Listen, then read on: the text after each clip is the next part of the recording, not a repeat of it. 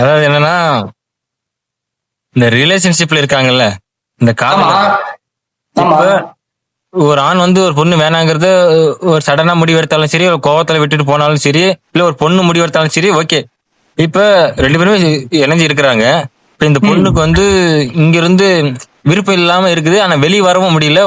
உள்ளார சேர்ந்து வாழறதுக்கும் முடிய மாட்டேங்குது. வெளிய வரணும்னு நினைக்கிறாங்க. அவங்கள கஷ்டப்படுத்தாம, காயப்படுத்தாம வெளிய வரணும்னு நினைக்கிறாங்க. அது எப்படி எப்படி ஈஸியா சுமத்த எப்படி வெளிய வர்றது? ப்ரோ லைக் ஒன்னு சொல்லிட்டா, லவ் இப்ப 2 பேரும் ஒரு ரிலேஷன்ஷிப்ல இருக்காங்கன்னா, அது 2 பேரும் மனசு வச்சு பண்றது.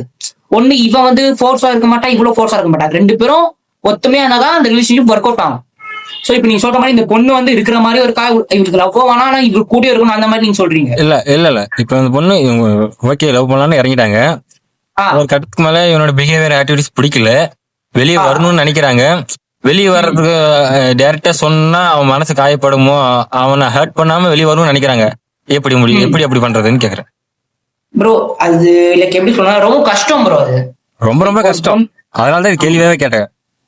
அதான் லைக் அந்த பொண்ணு வந்து அதான் சொல்லவும் முடியாது, இந்த மாதிரி அவன் மனசு கஷ்டப்படும் சொல்லிட்டு எனக்கு தெரிஞ்சு கொஞ்ச நாள் பேசாம இருக்கலாம் ப்ரோ. பேசாம இருந்துக்கணும். பெஸ்ட் வே பாத்தீங்கன்னா பேசறது விட்டுறணும் கொஞ்ச நாளைக்கு.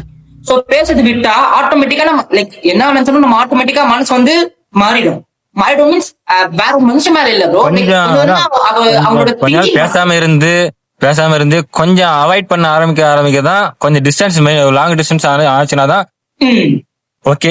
அந்த கொஞ்சம் கொஞ்சமா தான் அது கட் ஆகும். ஆமா.